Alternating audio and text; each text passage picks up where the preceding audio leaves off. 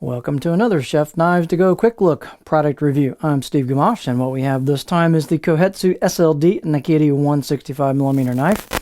This knife is a multi-layer construction. The center core cutting edge steel is SLD semi-stainless. You can read a little bit about that on the website. But it's a almost stainless steel that shouldn't really show too much staining and practicality. On top of that, steel on either side, they've got a soft stainless cladding with an interesting kind of lattice pattern to it. And so it's an easy knife to maintain. And I've used one of these in a Guto format and have been playing with this one. And it's actually a very outstanding performing knife. But in practicality, as long as you clean them up, it really does. I don't find it stains too much at all. It almost acts like stainless. The weight on this particular knife, and the weight and dimensions can vary a little bit, is about 168 grams or 5.9 ounces. This one's a little heavier than the one I did the previous video for, and I decided to do the video again because I got a chance to use this knife and put it through its paces, and I was really impressed with it, so I decided I would create a new video for it. Again, this one's a little heavier, so it's got a little bit more front balance mass to it, and which kind of helps that chopping power feel.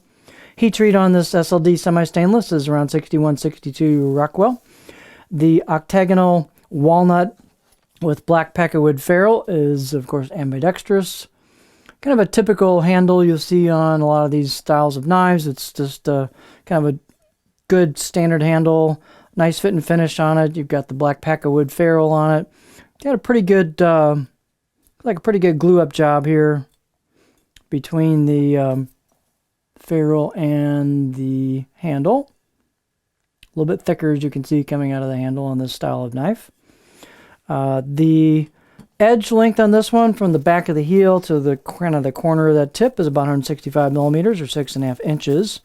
Overall length's about 309 millimeters, a little over 12 inches. And this particular style of blade, sometimes they'll be a little thicker coming out of the handle, and then they thin up pretty nicely. So don't let that put you off. This particular one's about 4.5 millimeters right here. Some of them aren't quite that thick. And then by the time you get to the midpoint, it's down to just a little over 2 millimeters. And then it pretty much maintains that to the end of the top. Blade height is pretty good on these. It's 49 millimeters at the back on this particular one and 52.4 halfway down. So it's got some height to it. The balance point with this handle is going to be a little further forward, which is nice for this style of knife. So there's your balance point. And for me, the pinch grip is just a little behind that, so it gives you just kind of a little bit of a feel of some mass to it, which again makes it feel like you got a little bit of chopping power at your disposal. Sorry, I had to clean up that edge a little bit. Had a couple fingerprints on it. Let's see. Let's get our beauty shot on this.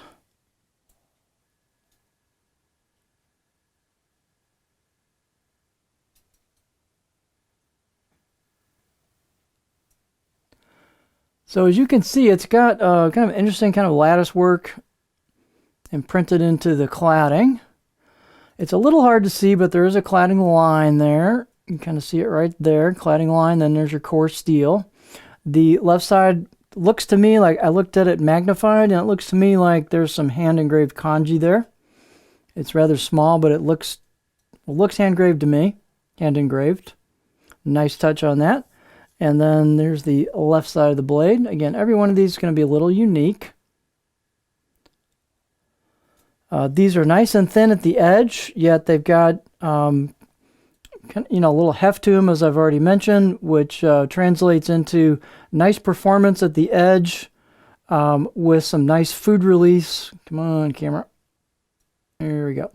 So you can see that's quite thin at the edge. So this thing really goes through stuff like onions really well, goes through product nicely, but you've got some, heft to the blade itself, and this lattice work helps food release. So you've got good food separation and good food release, but you've got a nice thin at the edge grind as well. So this makes for a nice balanced performance. So I was very impressed with the performance of this blade.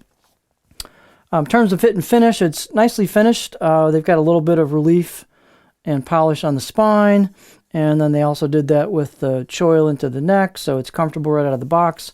This has a nice sharp edge on it. I'll give it a 7 out of 10 on my scale. So it's you've got, again, kind of a stiff blade, nice grinds to it. These do kind of punch above their weight in terms of price.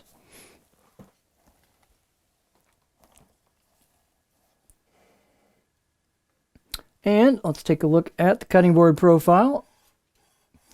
So this one is kind of a gentle belly. It's a little curvier than some Nakiri style knives. So you can see this will, with that curved tip, you know, you can, almost a lot of Nakiris you can do this with, but you can really rock them no problem as high as you want to go. You won't dig the tip in anywhere. And again, this one is a little bit of a rolly, kind of gentle belly throughout. There's not a big flat spot on it. So if you like a really flat Nakiri, this might not be up your alley. Keep in mind, every knife is slightly different, but this is kind of the general profile to expect. So it's a little more rocky than profile, a little more profile than some Nakiri knives. Keep that in mind. So it might be perfect for you, or you might need something a little flatter.